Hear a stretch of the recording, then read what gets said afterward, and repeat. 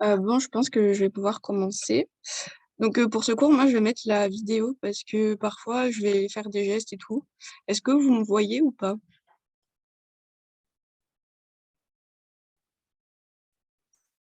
OK. Alors,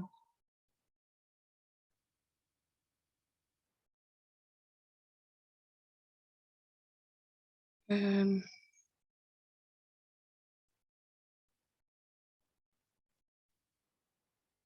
vous voyez le diaporama là, c'est bon? OK. Donc, moi, c'est Morgane, je vais rentrer en troisième année de médecine et je suis aussi trésorière au TAM et aujourd'hui, je vais vous parler du cours sur les membres thoraciques et les membres pelviens.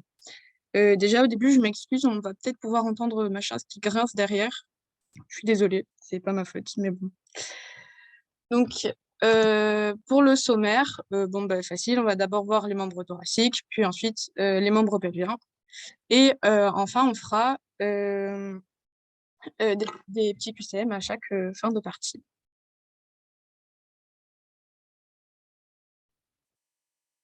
Alors, les membres thoraciques.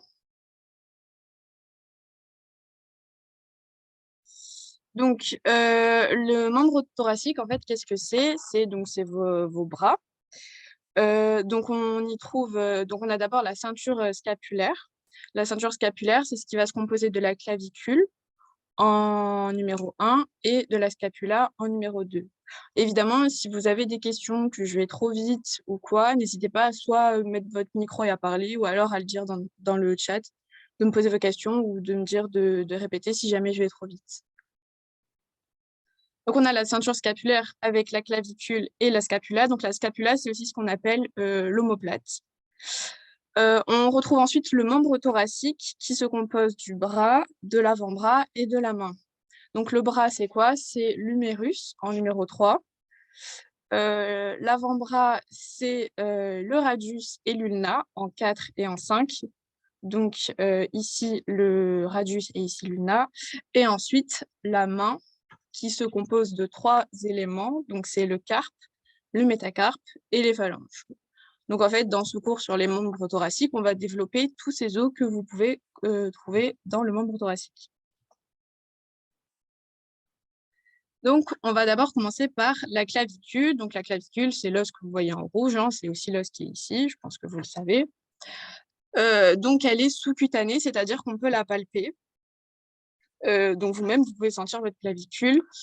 C'est aussi un repère anatomo-clinique important, c'est-à-dire que c'est un repère qu'on va pouvoir palper, qu'on va vérifier s'il y a une fracture ou pas, donc qui est important à l'examen clinique. Il faut savoir que la clavicule, elle s'articule en dedans avec le sternum ici et en dehors avec l'acromion. Donc l'acromion, c'est une partie de la scapula qu'on verra par la suite. Et la clavicule, elle est oblique en dehors, en haut et en arrière. Donc pour tout ce qui est direction, en anatomie, il va y en avoir pas mal dans tous les cours, surtout dans celui-là, quand on vous dit c'est en dehors, en dedans, en avant, etc. C'est un peu difficile à... En fait, apprendre par cœur ces directions, c'est pas très logique. Le mieux, c'est de visualiser, en fait, pour quand on vous dit en dehors, visualisez-vous dans votre tête en dehors, et comme ça, vous verrez si c'est bien ça, enfin, si c'est bien ce qu'on vous dit ou pas. Moi, ce que je faisais, c'est que je le faisais avec un stylo. Donc là, j'ai un stylo. Et en fait, j'orientais le stylo dans ce qu'on me disait. Par exemple, imaginons que, donc là, c'est en dehors. Donc on me dit en dehors, je vais dire que c'est là-bas. Ensuite, en haut, monte un peu le stylo en haut. Et ensuite, en arrière, je vais vers l'arrière. Et donc ça, c'est ce qu'on me dit, c'est la direction de la clavicule. Et donc, si je me la mets sur ma clavicule, c'est un peu ce qu'on sent. De toute façon, on le sent qu'elle est dirigée, bah, en dehors, vers le haut et vers l'arrière.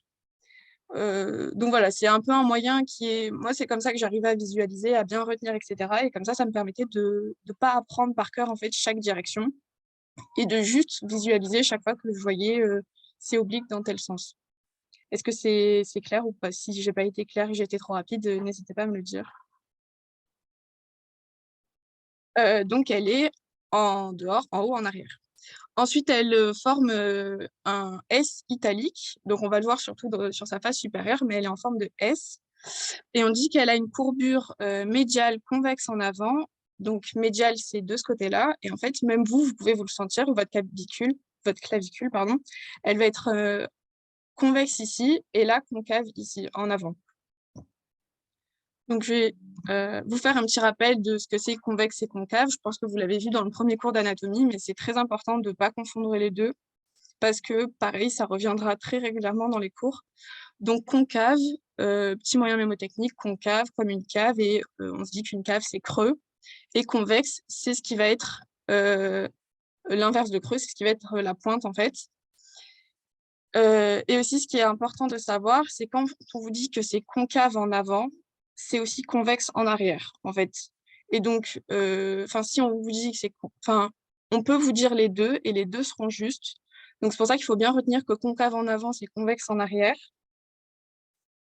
Et concave en arrière, c'est convexe en avant. Elle est concave comment, la clavicule? On vous le dit ici, on vous dit que médialement, elle est convexe en avant.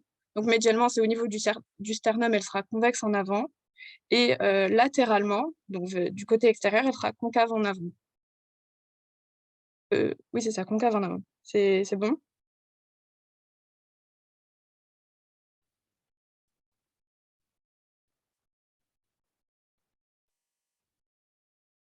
Donc, ça, c'est bon.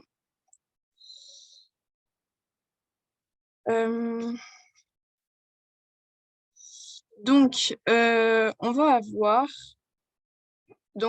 voir la face supérieure et la face inférieure de la clavicule. Donc d'abord, on a une diaphyse. Donc la diaphyse, c'est un peu le corps de la clavicule. En fait, c'est le corps de l'os. Sur sa face supérieure, elle est presque lisse. Elle est presque entièrement lisse. Donc là, on peut le voir, en fait, sur la face supérieure, il y a rien. Enfin, il y a pas de repères qui sont remarquables. Et d'ailleurs, même si vous touchez la clavicule sur sa face supérieure, vous sentirez rien.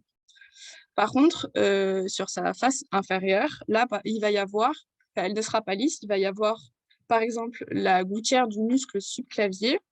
Donc, c'est un muscle qui passe sous la clavicule, donc qui est ici. Et à l'extrémité latérale, on va avoir en avant la ligne trapézoïde et en arrière le tube conoïde. Donc ici, la ligne trapézoïde et le tube conoïde. Donc ça, c'était sur la diaphyse. Donc retenez bien que la face supérieure, elle est lisse. Par contre, la face inférieure, elle n'est pas lisse et il y a plusieurs éléments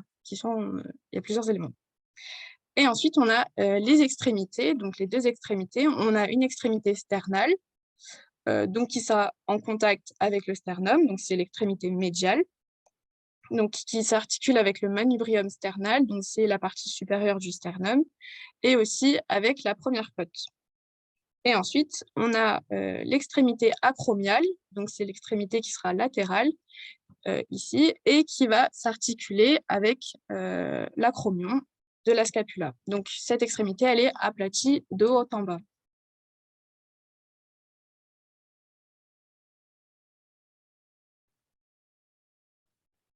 Donc ça, c'était pour la clavicule. Maintenant, on va passer à la scapula, ou aussi appelée omoplate.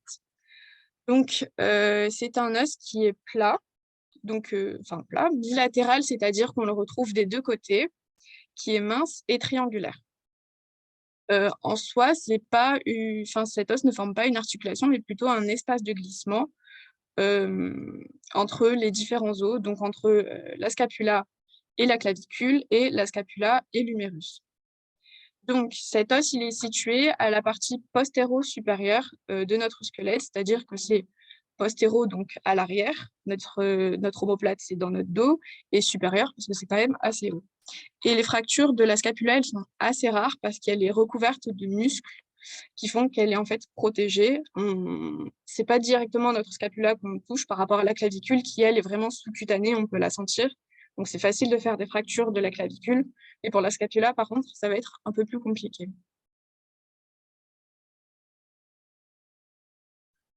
Donc, la scapula présente 3 bords et 3 angles. Donc, au niveau des bords, on a le bord supérieur qui comprend l'incisure suprascapulaire. Donc, sur la page d'après, je vous montre. Ici, on a le bord supérieur de la scapula. Donc, ça, c'est la vue antérieure. Et en 11, ici, on retrouve l'incisure scapulaire. Ensuite, on a le bord médial qui est très ouvert en dehors. Donc, le bord médial qui est ici. Donc, ici, c'est le côté médial. Et ici, c'est le côté latéral. Donc, latéral qui va s'articuler avec l'humérus.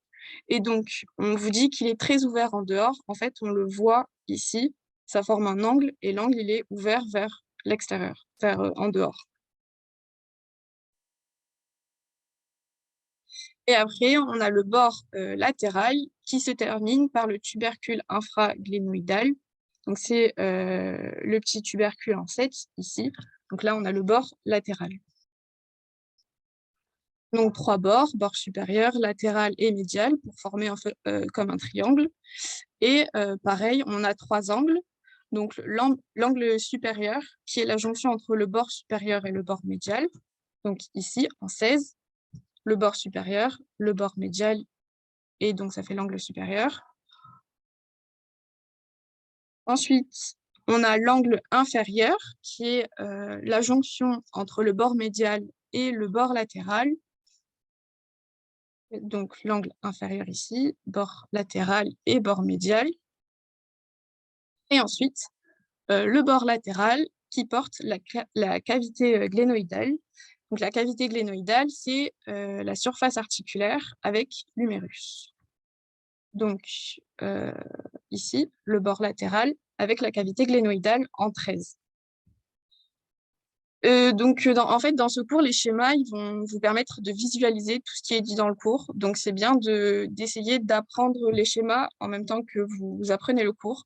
Comme ça, à chaque fois qu'on vous dit un mot, vous visualisez directement où est-ce qu'il est, enfin, où est-ce qu'il est cet élément. Et puis, apprendre en visualisant, enfin, la plupart du temps, c'est plus facile que simplement apprendre par cœur en se disant ça c'est médial, ça c'est latéral. Alors que si vous visualisez, en fait, ce sera plus facile à retenir. Donc là, on a la face antérieure de la scapula. Elle est concave en avant. Donc concave, ça fait une cave comme ça, et c'est vers l'avant. Et donc l'arrière, forcément, il sera convexe en arrière.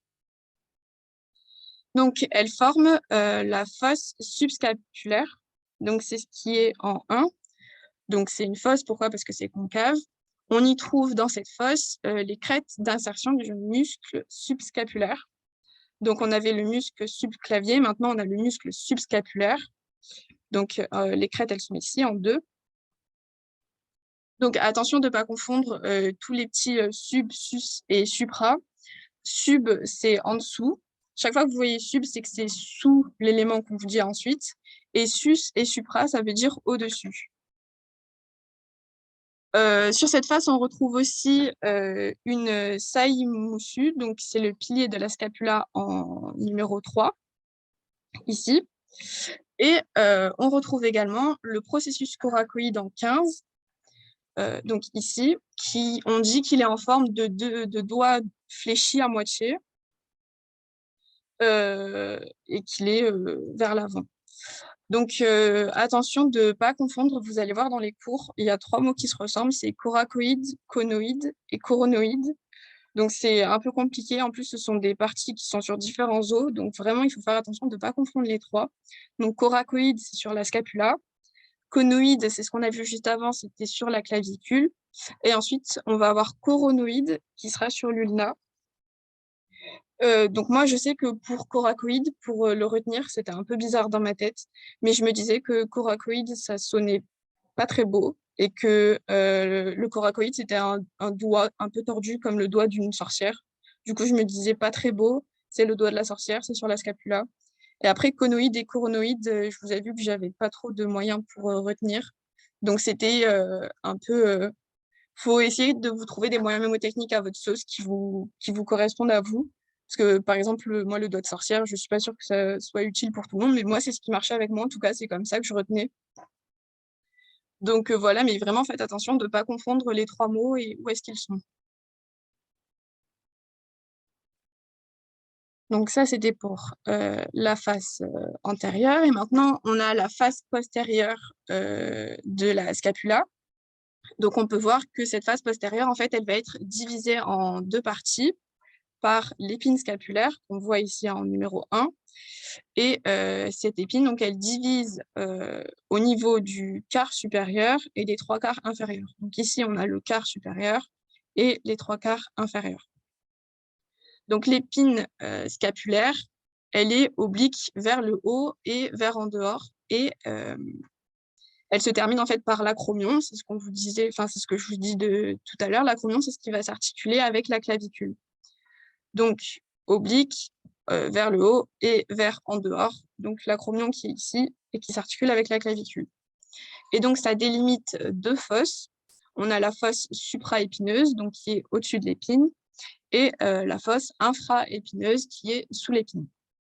Donc pareil, sur ce schéma, ici, on a le côté latéral avec l'acromion, et ici, c'est le côté médial, et on retrouve un peu les mêmes éléments qu'il y avait sur la face antérieure, mais du coup, vu de dos.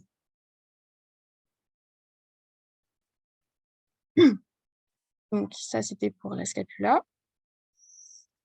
Maintenant, on va passer à l'humérus. Donc là, on a vu la ceinture scapulaire, donc avec scapula-clavicule. Maintenant, on passe à la partie qui est du bras, avec l'humérus, donc c'est l'os qui est ici. Donc c'est un os long. Essayez de retenir que quand on vous dit os long, ça veut dire, enfin ça correspond forcément à, il a une diaphyse et deux épiphyses. Donc la diaphyse, c'est le corps, et les épiphyses, c'est les deux extrémités en fait, donc les deux extrémités de l'os.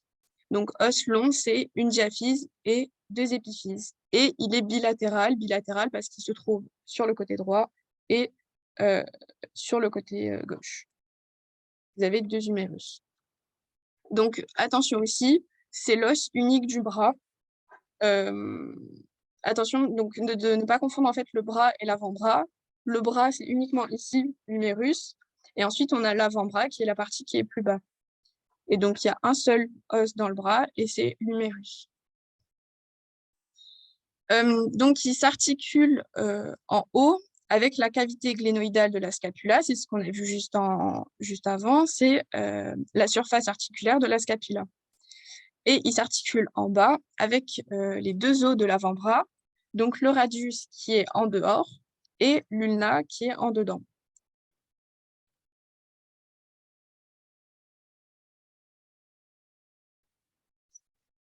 Donc, la diaphyse de l'humérus. Donc, la diaphyse, elle comporte 3 faces et 3 bords. Ici, c'est une vue antérieure de l'humérus. Donc, on a d'abord la face antérolatérale, qui est ici. Donc, ici, c'est le côté latéral. Ici, c'est le côté médial. Antérolatérale, c'est cette face qui est ici, et qui comporte la tubérosité deltoïdienne en forme de V, donc le petit 5. Et dans cette tubérosité, c'est là où s'insère le muscle deltoïde, donc c'est un muscle du bras. Et donc c'est au niveau du tiers moyen. Donc là, on a au niveau du tiers moyen, quand on divise en 3, et c'est le tiers moyen. Ensuite, on a la face antéromédiale qui est ici, et qui comporte le trou nourricier, donc c'est en 7. En fait, c'est là où passent les vaisseaux sanguins, donc c'est un trou qui va permettre la vascularisation du bras. Et c'est aussi la partie inférieure du sillon intertuberculaire. Donc le sillon intertuberculaire, c'est le numéro 16, ici, et on voit qu'il se continue par la face antéromédiale. Donc ça, c'était pour les deux faces antérieures. Et ensuite, on a une face postérieure, donc c'est la troisième face, ici. Donc là, c'est la vue postérieure. Et c'est sur cette face, en fait, que vont passer tous les nerfs. Tout d'abord, on a principalement le nerf radial qui passe ici au tiers moyen. Et on dit qu'il est oblique en bas, en dehors. Donc en bas et en dehors, ici, donc c'est le côté médial. Et ici, c'est le côté latéral, donc en bas, en dehors. Et après, on a aussi donc les 3 bords, antérieur, latéral et médial. Le bord antérieur, il est ici. Et après, on a latéral ici et médial ici. Donc ça, c'était pour la diaphyse. Et ensuite, on va un peu se concentrer sur tout ce qui est épiphyse. Donc on a d'abord l'épiphyse proximale. Donc c'est celle qui va se trouver en haut, enfin qui va s'articuler avec la scapula. Donc on a d'abord la tête humérale. Donc la tête humérale, c'est l'ensemble qui est ici. On dit que c'est le tiers d'une sphère d'environ 30 mm de rayon. Il faut surtout retenir que c'est le tiers d'une sphère et qu'on vous parle de rayon. Après les 30 mm dans les QCM, en général, quand on vous donne des millimètres, des degrés ou quoi, on ne va pas vous faire le piège sur vous dire c'est 31 au lieu de 30 ou c'est 35 au lieu de 30. Ce qu'on peut faire, c'est faire des grosses différences de nombres, c'est-à-dire au lieu de dire 30, on dit c'est 80. Là, ça change beaucoup et donc c'est visible. Ou alors, changer l'unité, par exemple, au lieu de dire 30 mm, c'est 30 cm. Ou alors, au lieu de dire rayon, c'est le diamètre. Donc, c'est surtout ça dont il faut faire attention. En soi, le chiffre, on ne vous fera pas un piège sur 1 millimètre près ou sur 1 degré de près. Donc, après, on vous dit que la tête humérale, elle regarde en haut, en dedans et en arrière. Donc, pareil, si vous, avec le stylo, donc c'est en haut, en dedans et en arrière. Et en fait, c'est ce qui va permettre de s'articuler avec la scapula qui est derrière elle. Donc, c'est pour ça qu'elle est orientée vers l'arrière. Et l'axe de la tête humérale, donc en 8, on a l'axe de la tête et en 9, on a l'axe de la diaphyse.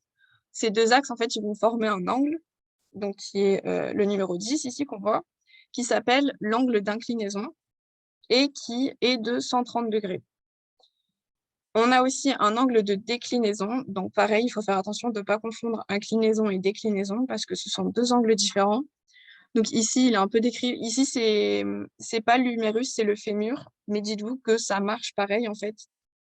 L'angle de déclinaison, c'est vu de haut. On va prendre l'axe ici en regardant l'os de haut et on va voir la tête de comment elle est déviée vers l'avant ou vers l'arrière en fait. C'est un peu difficile à expliquer, mais ici c'était entre la tête et la diaphyse et ici c'est entre l'axe de la tête et l'axe et le plan frontal en fait, et l'axe frontal. Et c'est pour voir de combien c'est dévié de l'avant et l'arrière, et donc ici c'est de 20 degrés. Est-ce que c'est clair mon explication ou pas? Parce que c'est ça, je sais que les angles, c'est un peu compliqué, c'est un peu abstrait, mais voilà.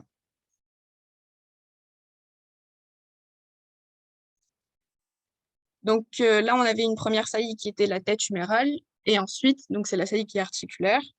Et ensuite, on a deux autres saillies qui sont non articulaires.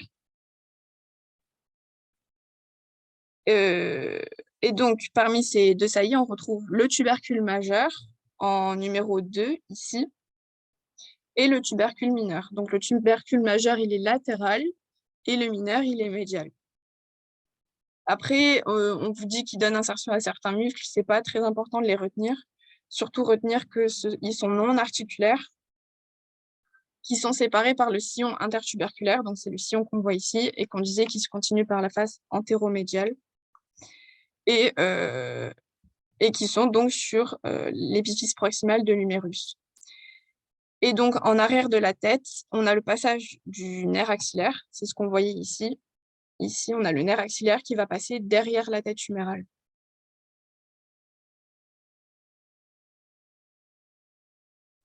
Donc ça, c'était pour l'épiphyse proximale.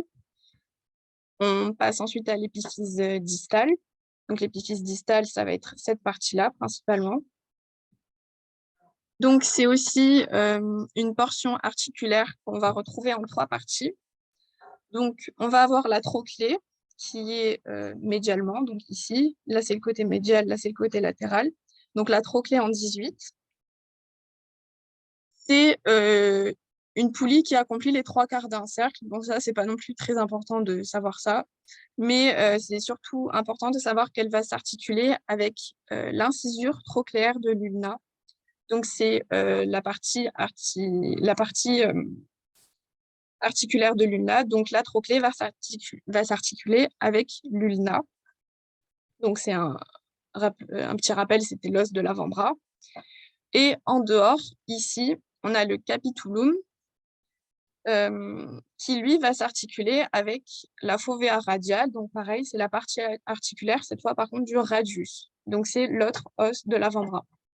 Donc, la trochlée avec l'ulna et le capitulum avec le radius.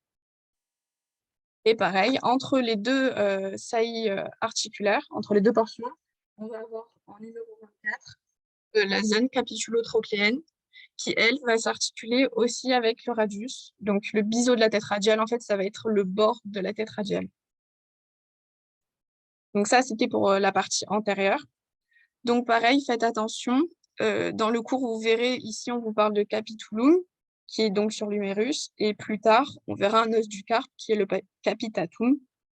Donc, pareil, il ne faut pas confondre les deux, parce que ça se ressemble assez. Pourtant, c'est pas du tout... Il y en a un, c'est un os, et l'autre, c'est une partie de l'humérus. Donc, c'est pour ça qu'il faut bien faire attention de ne pas confondre les deux aussi. Et cette fois-ci, j'ai pas non plus de moyens mémotechniques. Il faut... Si vous arrivez à en trouver un, tant mieux. Et sinon, il faut juste faire attention de ne pas confondre. Et après, on retrouve aussi sur cette épiphyse distale des fosses.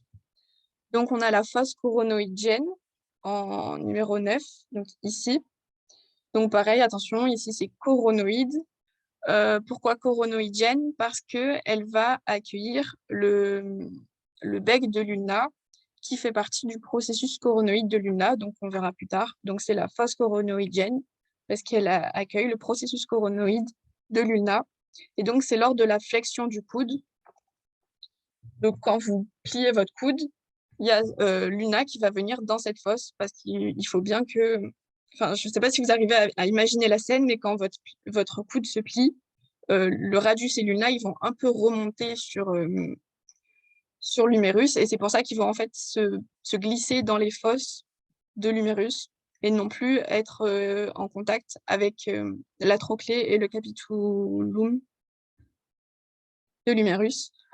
On a aussi donc la fosse radiale qui va accueillir la tête radiale lors de la flexion. C'est pareil que l'ulna, en fait, lors de la flexion du coude, les deux os donc, vont un peu remonter.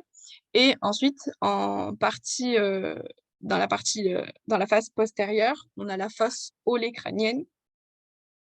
Donc, c'est en numéro 12, ici. Donc ça, faites attention que la fosse olécrânienne, elle est sur la face postérieure et non pas sur la face antérieure.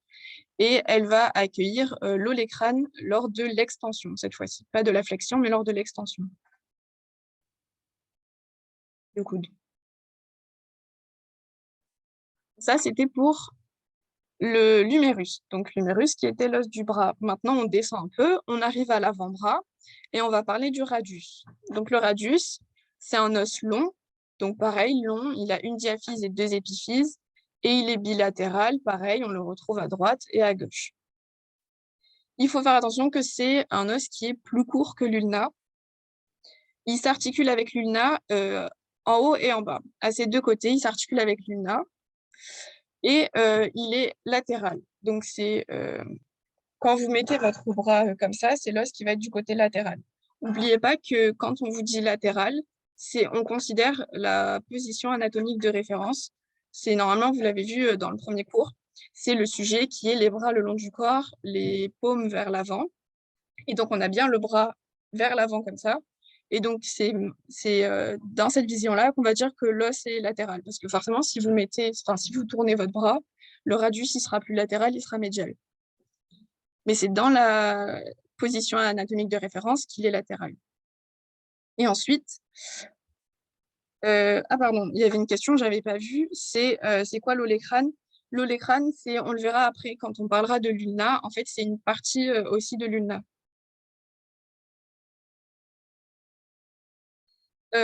Et ensuite, le radius, entre le radius et l'ulna, en fait, on va avoir un mouvement de pronation et de supination. Donc, pronation, c'est ce qu'on voit sur la petite vidéo. Pronation, c'est quand on prend l'objet. Donc, c'est vous tournez votre bras pour prendre un objet vers le bas. Et le radius, il va recouvrir l'ulna. Là, vous le voyez sur la vidéo, le radius, il se tourne. Donc, c'est le radius, c'est l'os qui est ici. Il va recouvrir le LNA. Par contre, en position de supination, c'est, moi, je retenais comme ça. Je me dis, je supplie les mains tendues vers le ciel. Et supination, les deux os, ils sont parallèles, sont parallèles, en fait, ensemble.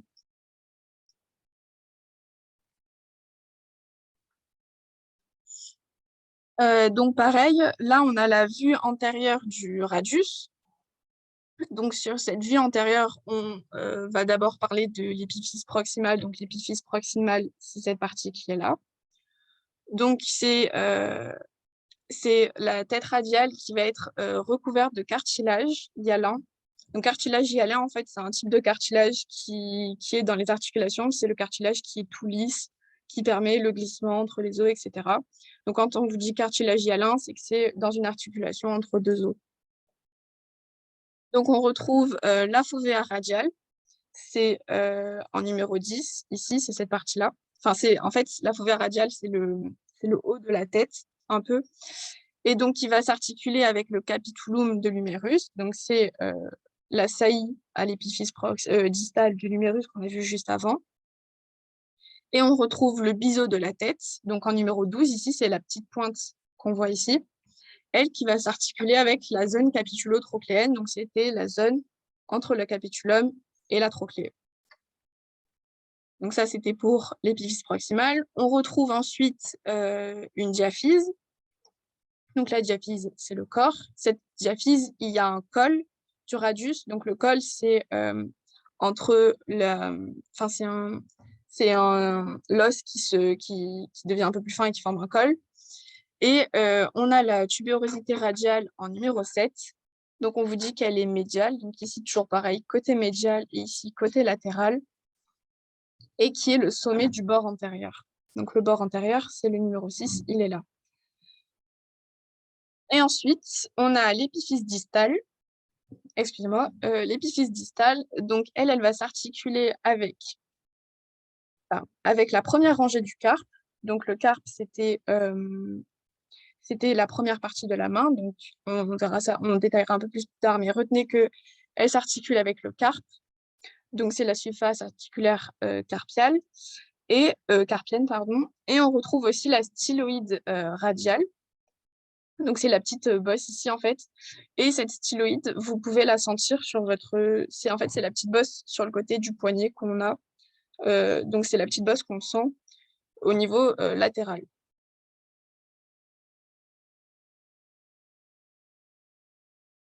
Et ensuite, donc le radius il présente 3 bords. Donc on a le bord antérieur qu'on a vu juste avant. Le bord interosseux, ça va être le bord qu'il va y avoir entre le radius et l'ulna. Donc, c'est le bord qui est médial et qui va répondre à l'ulna. Et le bord postérieur, donc le bord derrière. Et on a aussi 3 faces. Donc, une face latérale qui, ici, on voit. Excusez-moi, non. La face latérale, en fait, elle est ici. Elle est d'abord antérieure, puis ensuite, elle va devenir latérale. Ensuite, on a la face antérieure, donc c'est celle qui est sous le bord antérieur. Parce que vous voyez, le radius, il se tord un peu en fait. Donc ici, on a la face antérieure, la face latérale ici qui part derrière après. Et après, on a une face postérieure en numéro 5 ici. Donc là, c'est la face postérieure.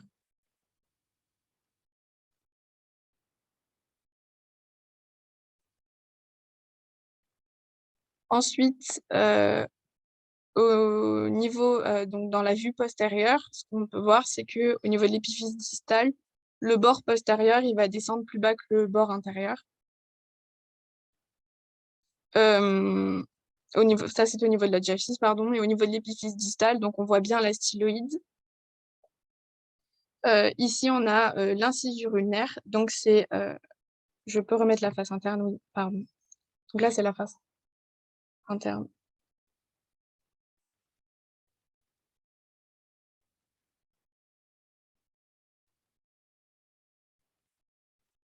Donc pareil, sur cette face, on voit aussi l'incisure ulnaire, là.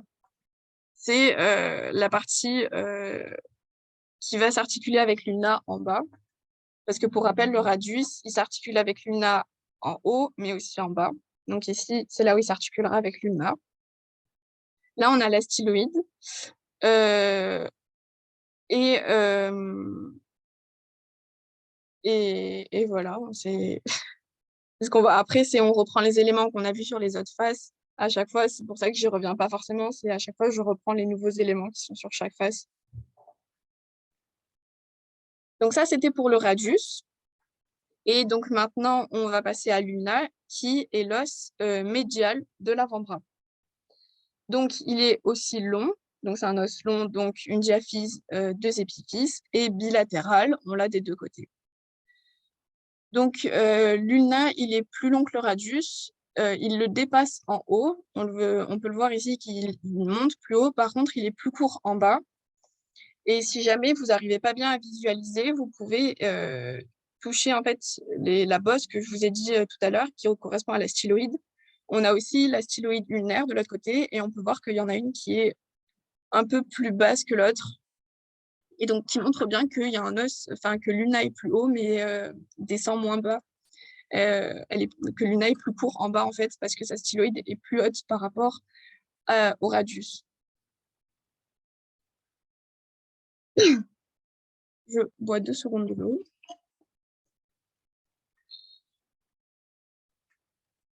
Voilà. Donc, en anatomie, vraiment, n'hésitez pas à essayer de palper un peu les os, etc., pour voir s'il y a des éléments qu'on vous dit dans le cours que vous pouvez vous-même retrouver sur vous.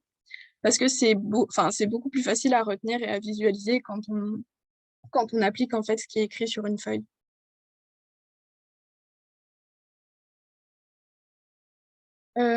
Donc, au niveau de l'ulna, on a la diaphyse qui est en forme de S italique, elle aussi. Là, c'est un peu compliqué à voir, mais il faut imaginer que c'est un peu comme la clavicule, qu'on a des courbures comme ça. C'est peut-être un peu moins marqué que la clavicule quand même, mais retenez que voilà, on a en forme de S italique avec deux courbures, donc c'est les deux courbures du S. On a la courbure pronatrice. Donc, pronatrice, c'est le mouvement de je prends, donc la main vers le bas. On vous dit que c'est concave en avant et en dedans. Et ensuite, on a la courbure supinatrice qui sera concave en dehors. Donc, vous faites un S. La pronatrice est concave, c'est la courbure qui est en haut qui est concave en avant. Et la supinatrice, ce sera elle qui sera concave en dehors, donc la deuxième courbure. C'est un peu difficile à visualiser, mais voilà, c'est vraiment s'imaginer qu'on fait un S, on a une première qui est concave en avant et une deuxième courbure qui est concave en arrière. On a aussi 3 faces. Donc une face antérieure, c'est ce qu'on voit sur le schéma en numéro 4 ici, une face postérieure et une face médiale. Et on a également 3 bords, un bord antérieur, un bord interosseux comme avec le radius. Donc cette fois-ci, le bord interosseux, il sera latéral et il répond au radius. En fait, les deux bords interosseux des os, ils sont côte à côte. Et on a un bord postérieur, donc qui est ici, en numéro 6, et qui est aussi en forme de S italique. Et on dit qu'il bifurque en haut. Bifurquer en haut, ça veut dire quoi? Ça veut dire qu'il se divise en deux. Et en fait, il va entourer l'olécrane. Donc l'olécrane, c'était... il y a forcément un côté convexe. En fait, c'est ce que je vous ai expliqué tout à l'heure. Quand on vous dit concave en avant, c'est que c'est convexe en arrière. Et là, on vous dit d'abord concave en avant, puis concave en dehors. Du coup, par exemple, là, j'aurais pu dire convexe en arrière, puis concave en dehors. Du coup, en soi, oui, il y a un côté concave et un côté convexe. Mais juste, comme on change le en avant, en dehors, ça inverse les choses. Je sais pas si c'est compréhensif, si ça répond à ta question, si c'est compris.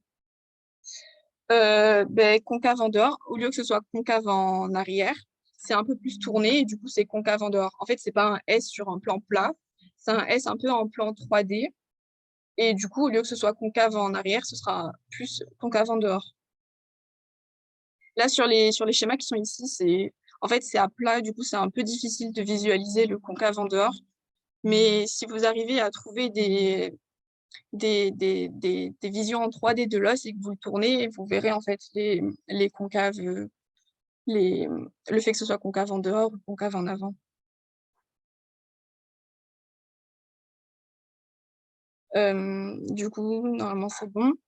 Et donc, je disais le bord postérieur qui se bifurque en haut autour de l'olécrane, en fait. L'olécrane, c'est la partie supérieure qu'on retrouve là et là.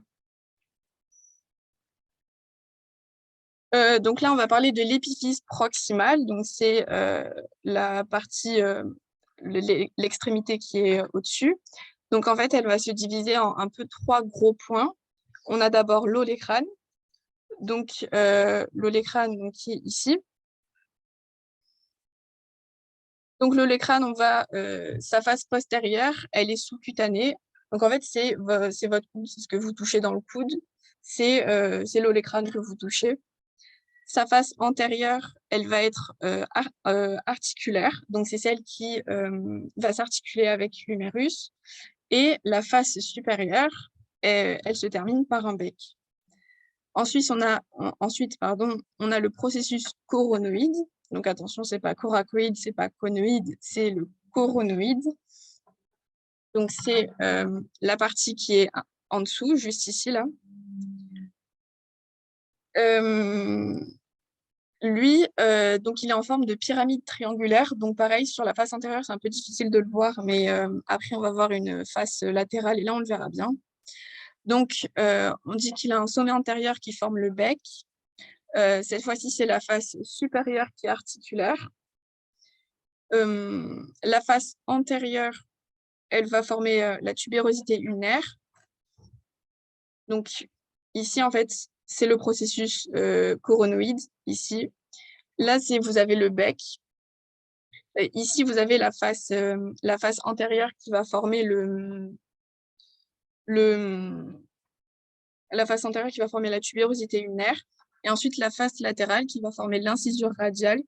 Donc, l'incisure radiale, c'est ce qui va s'articuler avec le radius. Et en fait, bon, pour l'instant, c'est un peu abstrait, mais dites-vous que l'olécrane et le processus coronoïde, les deux ensemble, ça va former l'incisure trochléaire. Donc, c'est la face antérieure de l'olécrane et la face supérieure du processus coronoïde qui va former l'incisure trochléaire, et c'est ce qui va s'articuler avec la trochlée. En fait, la face antérieure comme ça et la face supérieure comme ça va faire une sorte de crochet un peu comme ça, parce que c'est ce qu'on voit ici, c'est le crochet. Ici, vous avez la face antérieure de l'olécrane, et ici, vous avez la face supérieure du processus coronoïde. Et les deux ensemble, ils vont s'articuler avec la trochlée.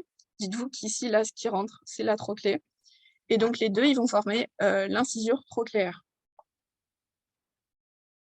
Donc, est-ce que c'est clair ou pas? Ça, c'est un peu compliqué à visualiser peut-être, mais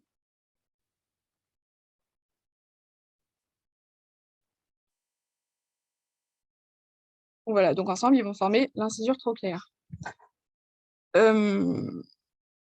Donc, processus coronoïde, c'est ce qui est ici, et olécrane, c'est la partie qui est ici, et ensuite, ça forme un crochet.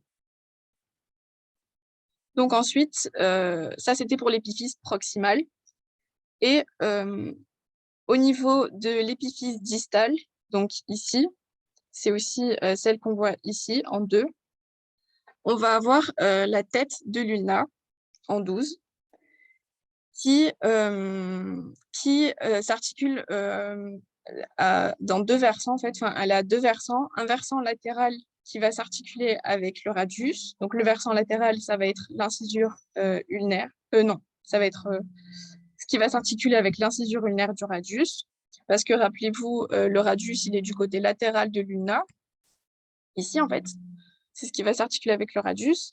Et ensuite, un versant inférieur, donc on voit plutôt sur cette partie-là, qui va s'articuler avec l'articulation radiocarpienne, donc le radius et le carpe. Donc on a l'ulna latéralement qui va s'articuler avec le radius, et en bas qui va s'articuler avec le carpe et le radius. Et on retrouve aussi le processus styloïde. Donc, il y avait un processus styloïde sur le radius. On le trouve aussi sur l'ulna, en numéro 13. C'est pareil, c'est la petite bosse que vous pouvez sentir au niveau de votre poignet et qui est médialement. Celui-là, il est du côté médial. Et donc, faites attention de ne pas confondre. Tout à l'heure, on a vu que la tête du radius, c'était au niveau de l'épiphyse proximale. Donc, c'était ce qui était en haut. ici, la tête de l'ulna, elle est en bas, elle est distale. C'est au niveau de l'épiphyse distal. Pareil, ça c'est un peu contre la logique. Enfin, en général, la tête, on se dit c'est en haut, mais ici, cette fois-ci, il faut faire attention, la tête, elle est en bas.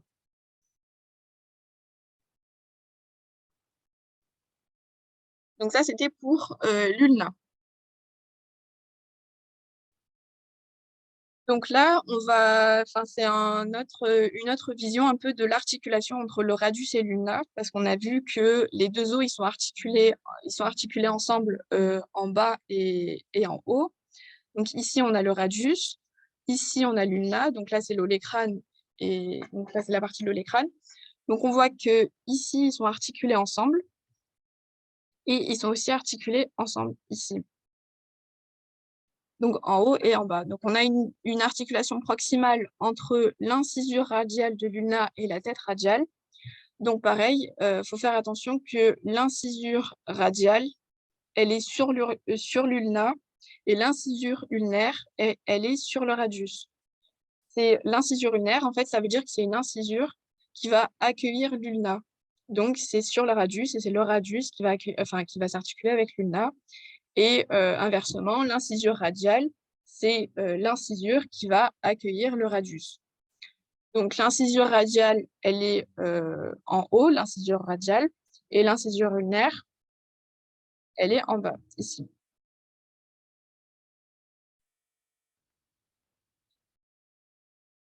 Donc ça, c'est pas un schéma du cours, par contre, donc c'est pas à apprendre par cœur ou quoi. Les schémas du cours, c'est tous ceux qui sont dessinés comme ça.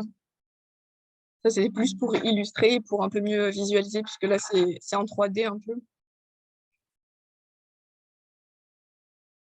Donc là, on a fini avec tout ce qui était os de l'avant-bras. Donc, on va passer à la main. Donc, le squelette de la main, il va se diviser en 3 ensembles. Donc, on a le carpe. Le carpe, c'est la partie qui est ici. Donc, en numéro 1, c'est les 2 rangées ici. Ensuite, on a le métacarpe, ici, et les phalanges qui sont ici. Donc, faites attention, on verra au niveau du pied, on ne parle pas de carpe, mais de tarse. Et donc, parfois, dans les QCM, on peut vous inverser carpe et tarse. Donc, il faut bien faire attention de ne pas confondre. Et donc, le moyen mémotechnique qui est un peu connu, c'est que tarse, ça commence par T comme la terre, et c'est le pied qui touche la terre, donc tarse, c'est au pied. Donc, le carpe, c'est la partie donc, en jaune qui est ici. Il se compose de 8 os qui sont disposés en 2 rangées. Donc, vous voyez ici la première rangée, on dit que c'est la rangée proximale. Et ensuite, on a la deuxième rangée qui est la rangée distale. Donc, dans ces rangées, dans la rangée proximale, on a de dehors en dedans. Donc, pareil, n'oubliez pas que quand on vous dit de dehors en dedans, on parle de la position anatomique de référence. Donc, on prend la main face en avant. Donc, le dehors, c'est au niveau du pouce. Et donc, on a sur la première rangée scaphoïde, lunatum, trichotrum et pisiforme. Donc, c'est les premiers os qui sont là. Donc, d'abord, le scaphoïde, lunatum, trichotrum et le pisiforme.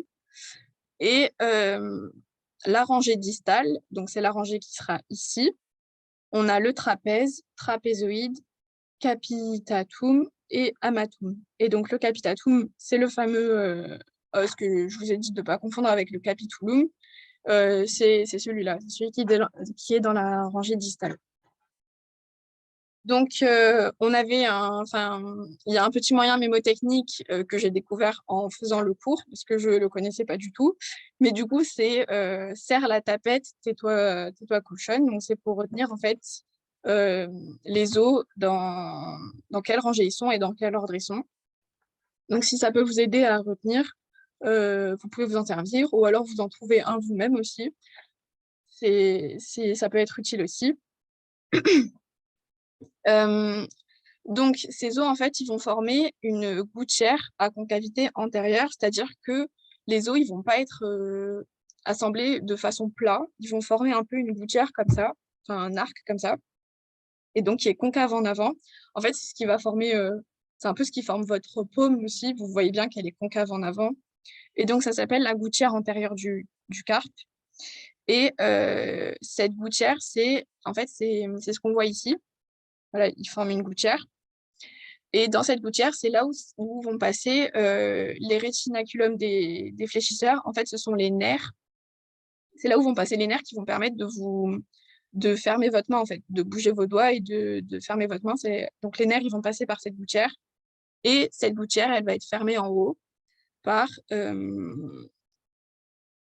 excusez-moi, je me suis trompée. Elle est fermée par les rétinaculums des fléchisseurs et dans cette gouttière, c'est là où il y a les nerfs, donc les tendons fléchisseurs des doigts. J'ai inversé. Et donc, c'est un canal qui est inextensible, c'est-à-dire que bah, il peut pas s'étendre, il reste à sa forme. Donc, le carpe, on récapitule, le carpe, c'est 8 os qui forment une gouttière. Et dans cette gouttière, c'est là où passent les nerfs. Et cette gouttière, elle est fermée par les rétinaculums des fléchisseurs.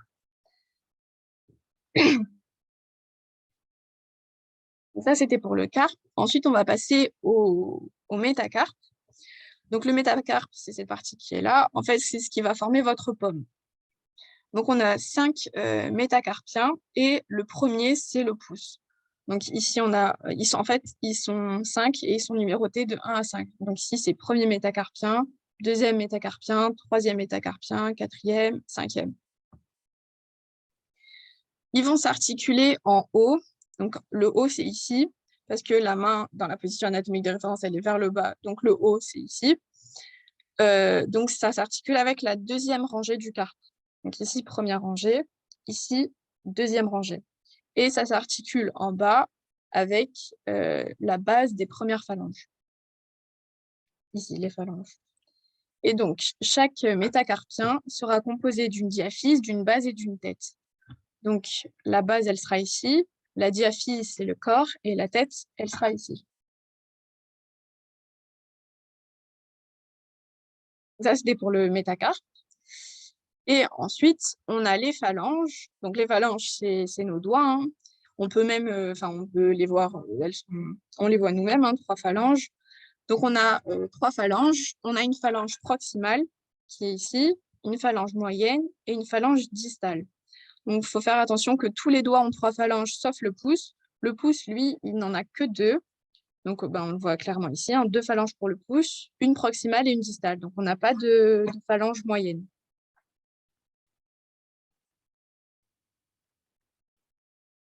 Donc, j'ai fini avec tout ce qui est membre thoracique. On a pu voir toutes les parties. On va passer, pour faire une petite transition, à quelques QCM. Donc, je vous laisse lire quelques minutes et après répondre dans le chat, comme tout à l'heure. Et on fera la correction ensemble.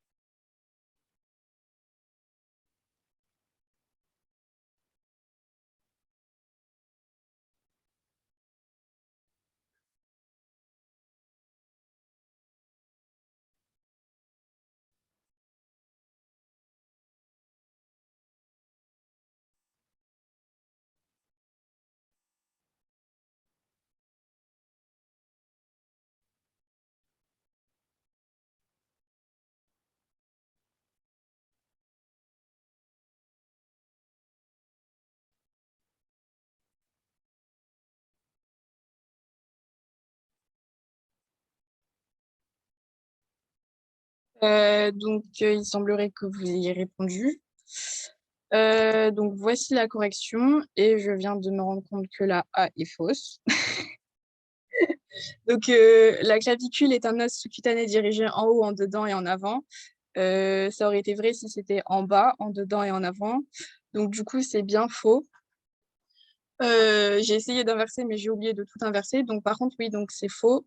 C'est en haut, en dehors et en arrière, ou sinon ce serait en bas, en dedans et en avant. En fait, les deux directions, si vous les inversez, ça donne le même sens, en fait. Je sais pas comment vous expliquer, mais vous avez, avec le stylo, vous avez en haut, en dehors et en arrière. Si vous faites la même chose avec en bas, en dedans et en avant, en fait, ça donne la même direction. Donc en soi, si les deux sont totalement inversés, c'est comme concave et convexe, en fait. Si c'est concave en avant, c'est convexe en arrière. Pour les directions, c'est pareil. Si c'est totalement l'inverse, en soi, c'est c'est une ligne droite comme ça. Donc que ce soit dirigé vers là ou dirigé vers là, c'est la même direction. Je sais pas si c'est clair. Mais du coup, la A est fausse. L'acromion s'articule avec la clavicule. Donc ça, c'est vrai. L'acromion, c'est une partie de la scapula.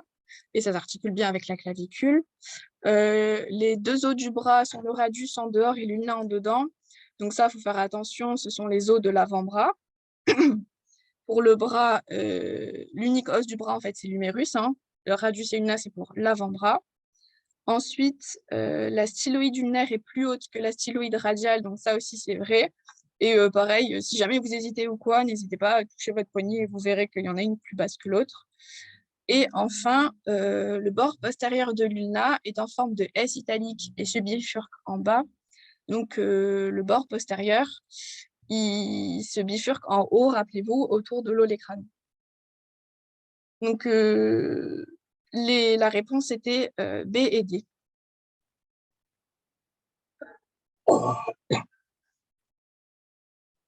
Ensuite, on a un deuxième QCM.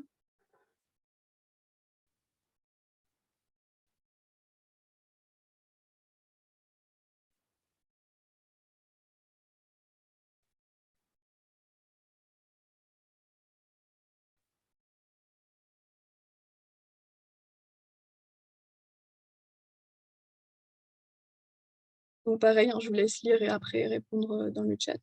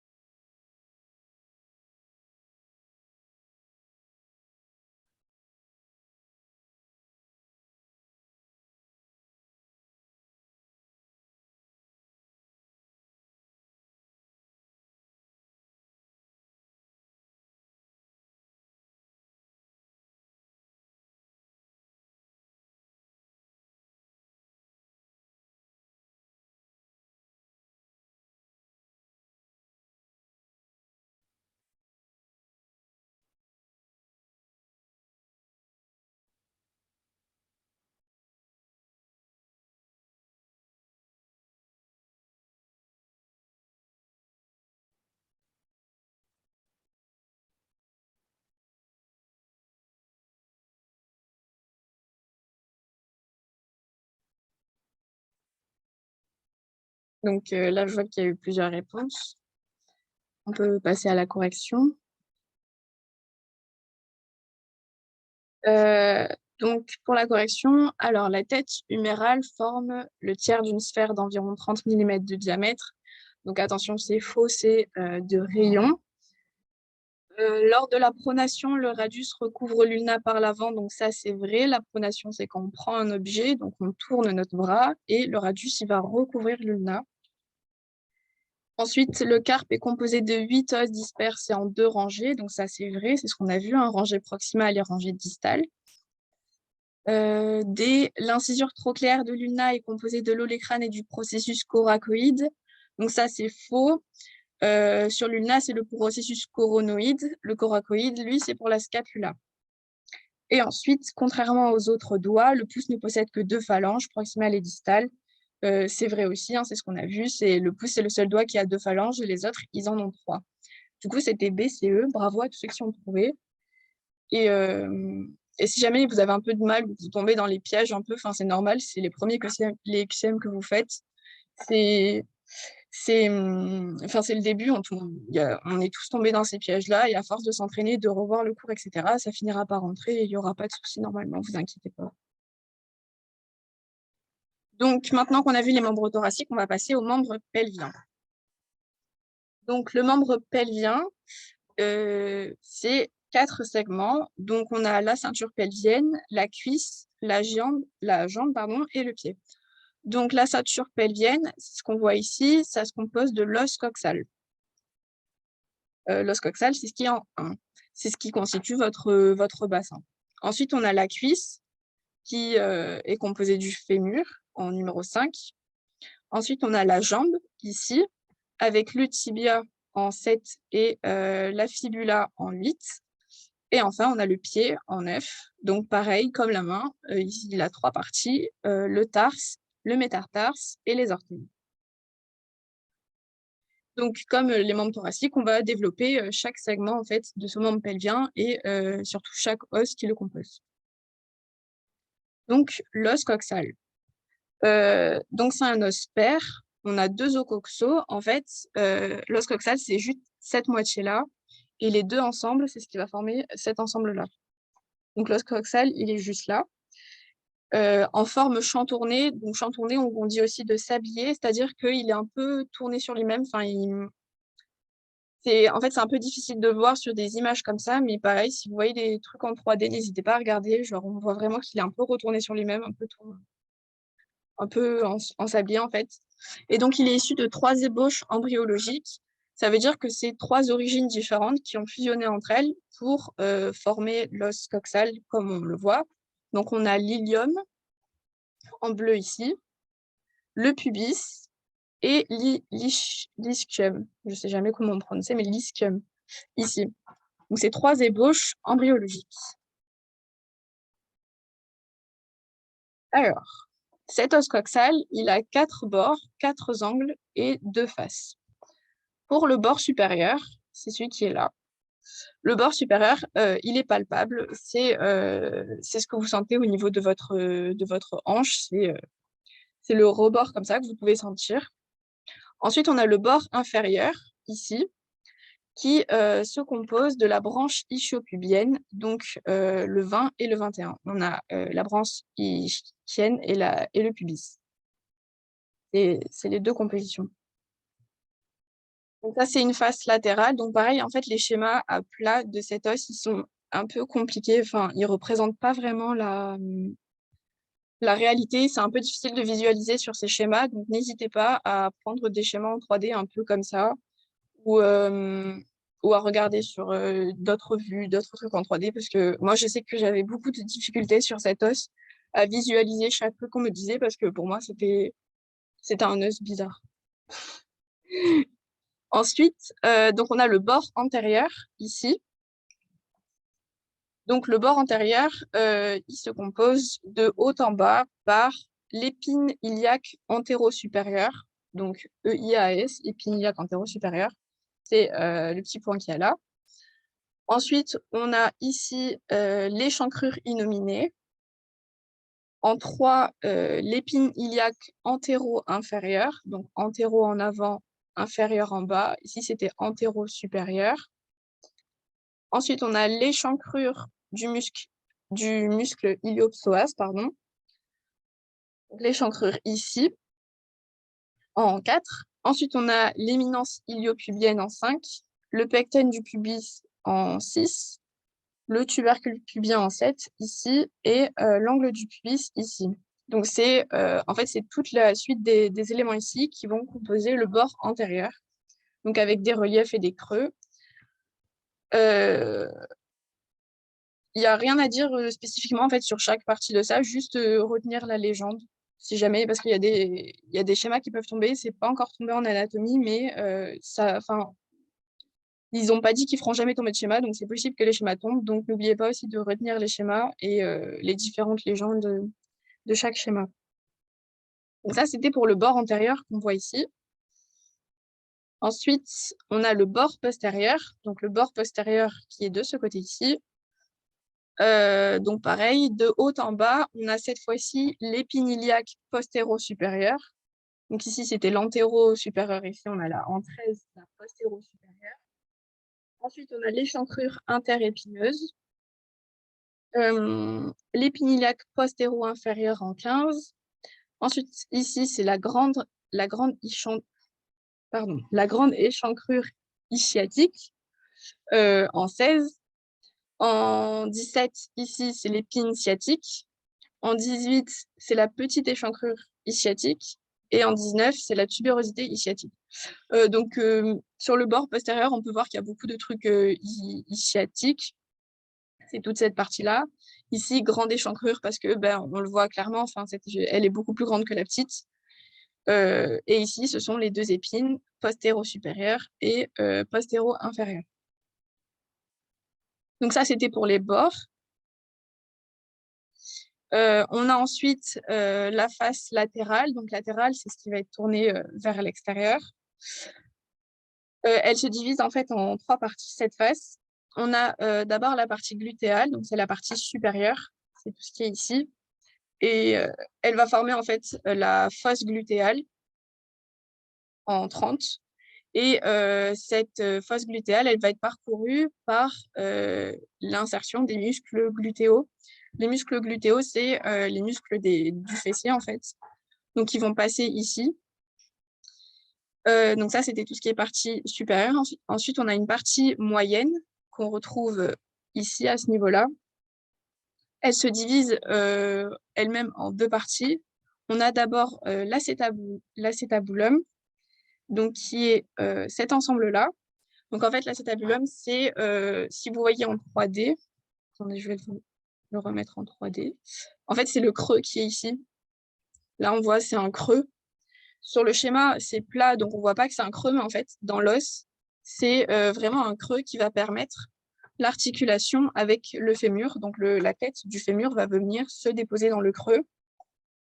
Et donc dans ce creux, on a la surface semi-lunaire ici. En fait, ça forme un peu un croissant qui est articulaire. Donc, elle a du cartilage hyalin. Et la fosse acétabulaire, c'est le reste, en fait, qui n'a pas de cartilage. Donc, c'est le 25. Donc, on a le creux. Dans le creux, tout autour du creux, c'est la surface semi-lunaire qui va être recouverte de cartilage. Et par contre, au fond du creux, ce sera la fosse acétabulaire et il n'y aura pas de cartilage. Et ensuite, dans cette partie moyenne, on a aussi le sillon, le sillon supra-acétabulaire, donc qui supra parce qu'il est au-dessus de l'acétabulum, ici. Ça, c'était pour la partie moyenne.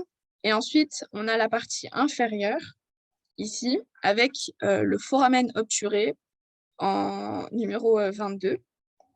Le foramen obturé, pareil, c'est un trou, enfin c'est... Hop, on repasse au 3D. C'est le trou qui est ici, c'est-à-dire que, enfin, il n'y a pas d'os. C'est vraiment un trou qui est formé par l'os. Et hop, foramen obturé. Et c'est là où la vessie va se projeter. C'est-à-dire que au niveau de ce trou, c'est là où on va retrouver la vessie. Et pourquoi on évoque ça? Parce que lors de la fracture de l'os coxal au niveau du foramen obturé, la fracture, en fait, ça peut déplacer l'os sur la vessie et du coup, il y a un risque aussi de percer la vessie. Donc, c'est pour ça que c'est aussi dangereux. Et donc, ce foramen obturé, donc là, on voit que c'est un trou, mais après, dans la vraie vie, il est recouvert de muscles, de ligaments, etc. Mais c'est vraiment dans l'os, il y a un trou et c'est ce foramen obturé. Donc ça, c'était pour la face latérale. Ensuite, on va avoir la face médiale. Donc ça, c'est la face qui va être tournée vers l'intérieur. Et donc, c'est la face qui va aussi se coller avec l'autre os coxal, parce que rappelez-vous, on a 2 os coxaux qui sont ensemble, qui sont collés ensemble et qui vont former le bassin. Donc, on dit que cette face, elle est divisée en 2 par la ligne arquée de l'ilium. Donc, c'est ce qu'on retrouve ici. On voit bien que cette ligne, en fait, elle va diviser en une partie supérieure et une partie un peu sous cette ligne. Donc ça divise en 2 l'os. En avant, on va trouver la fosse iliaque, donc c'est ce qu'on trouve ici. Hem Et en arrière, donc là, avec le schéma, on voit bien que ici c'est le haut, ici c'est l'arrière, donc ici c'est l'avant et ici c'est l'arrière. Donc au niveau de l'arrière, c'est ce qu'on va retrouver ici. On a la surface auriculaire ici, donc auriculaire parce que, ouais, elle ressemble un peu, je sais pas, une forme auriculaire et c'est celle qui va s'articuler avec le sacrum. Donc pareil, on a vu tout à l'heure, on a les 2 ocoxaux qui sont collés là et derrière, ils sont aussi collés au sacrum. Donc c'est cette partie qui va s'articuler avec le sacrum. Et en arrière de cette surface, on va trouver le tubercule iliaque, ici en 13. Donc ici, on rappelle, ici, c'était le bord antérieur. On peut voir tous les éléments du bord antérieur. Ici, c'est le bord postérieur. Et donc, au niveau postérieur, on a la surface auriculaire avec le sacrum. On retrouve aussi donc le pubis, ici, et la zone symphysaire. Ici, la zone symphysaire, c'est la partie qui va s'articuler avec l'autre os coxal. Et pareil, on retrouve aussi le foramen obturé. Donc ça, c'était pour l'os coxal. Donc voilà, n'ayez pas peur, c'est un os où il y a énormément de légendes sur les schémas. Ça fait un peu peur, mais si vous arrivez à bien visualiser l'os en 3D, ça peut paraître moins compliqué. Donc vraiment, n'hésitez pas à regarder les différentes vues, les différentes faces, comment ils s'articulent, etc. Ce sera beaucoup plus facile que juste ces schémas en plan où on ne voit pas vraiment. Donc, on a vu les 2 faces, mais il y a aussi 4 angles. Donc, on a vu les bords, les faces et il y a aussi 4 angles. Donc, au niveau des angles, on a l'angle en haut et en avant. Donc, en haut et en avant, ça va être ici. C'est l'épine iliaque antéro-supérieure. Bon, sur le schéma, c'est écrit ventrocranial. C'est pas un schéma du cours, c'est un schéma que j'ai pris sur Internet. Donc, ne faites pas attention à la différence du nom, retenez ce qui est dit dans le cours, c'est-à-dire antéro-supérieur. Donc ici, antéro-supérieur. Ensuite, en haut et en arrière, ça va être ici, on va avoir l'épine iliaque postéro-supérieur qui va former l'angle. Ensuite, en bas et en avant, on va avoir l'angle du pubis. Et en bas et en arrière, la tubérosité ischiatique. Donc ça, c'était pour les 4 angles. Donc là, c'est une vision de l'os un peu plus réaliste que ce qu'on a pu voir avant, pour un peu vous aider à visualiser. Donc là, c'est le bord postérieur. Ici, c'est le bord antérieur, là. Là, c'est ce qu'on voit, c'est le foramen obturé. Et ici, c'est l'acétabulum. Donc, comme je vous ai dit, vous avez la surface semi-lunaire qui est recouverte de cartilage. Donc là, on le voit bien, c'est tout lisse, tout blanc. C'est ce qui va s'articuler avec la tête du fémur. Et on a le fond ici, en fait, qui n'est pas recouvert de cartilage. Et donc, c'est la fosse acétabulaire. Donc ça, c'était pour l'os coxal. Maintenant, on va passer au fémur, qui est ici. Donc le fémur, toujours pareil, c'est un os long et bilatéral. Donc long, il a une diaphyse et deux épiphyses, et bilatéral parce qu'on le retrouve des 2 côtés. Donc il a dans le plan frontal, donc le plan frontal, c'est celui qui est comme ça, qui vous divise comme ça. On dit qu'il est oblique en bas, en dedans. Donc vers le bas et en dedans, en fait, vous avez un peu les genoux vous avez un peu les genoux qui se touchent, etc. parce que c'est l'os qui est oblique en dedans. Et dans le plan sagittal, par contre, il est concave en arrière. Donc en fait, il forme vers l'arrière, il est concave, quoi. Enfin, on peut le voir en fait un peu ici, vous voyez que c'est concave vers l'arrière. Et donc, il s'articule en haut avec l'os coxal et en bas avec le tibia qui est ici. Donc l'os coxal, il s'articule par l'acétabulum et le tibia, c'est ce qu'on va voir après.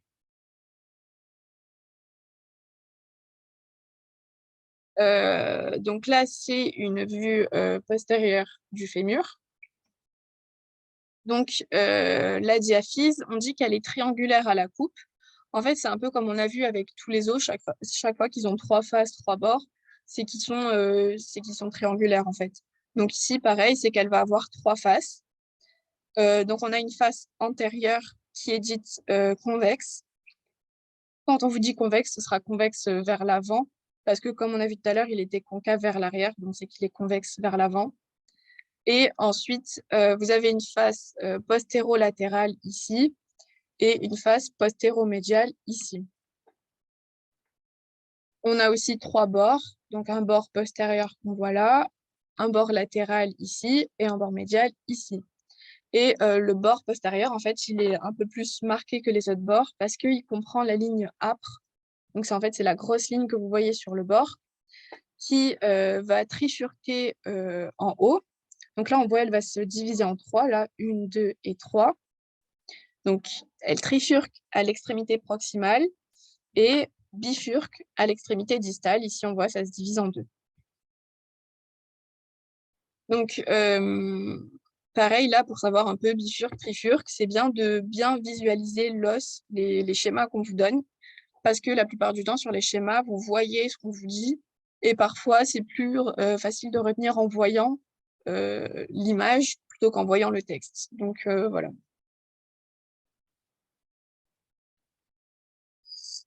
Donc, au niveau de l'extrémité proximale, on va avoir d'abord ce qu'on appelle la tête fémorale.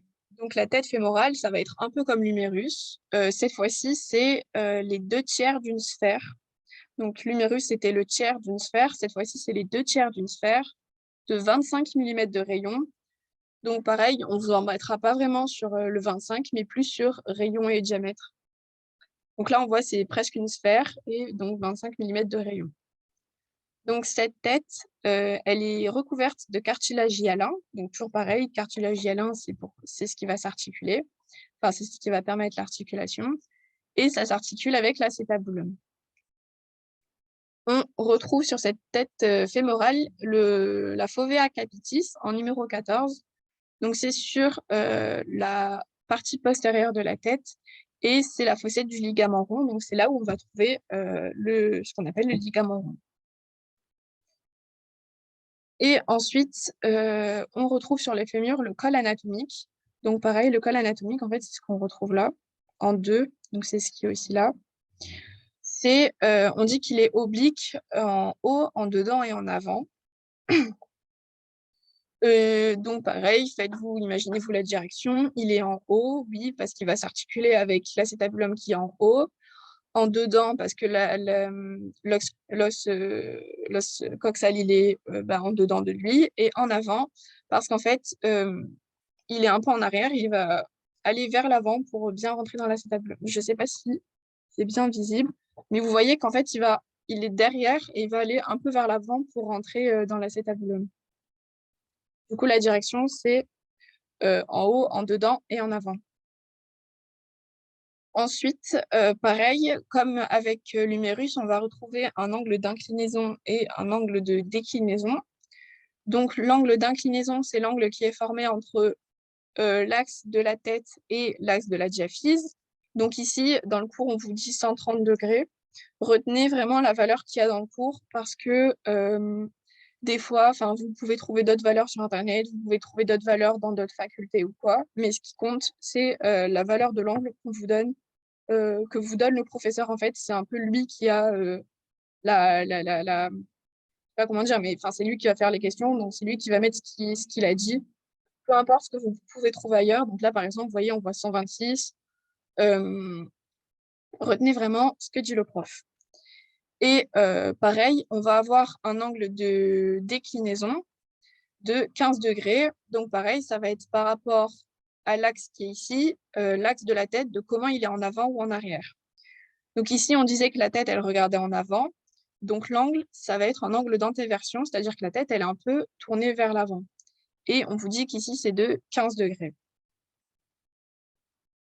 Donc, angle d'inclinaison, c'est entre la tête et la diaphyse. Donc, c'est l'angle qu'on voit ici. ici, axe de la tête, et ici, axe de la diaphyse.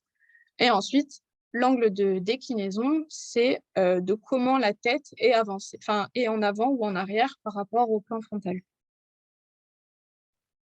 Et le col anatomique, il est limité par la ligne intertrochantérique. Donc, c'est une ligne qui est entre les trochantères, qu'on va voir juste après. Donc, c'est la ligne numéro 3 ici.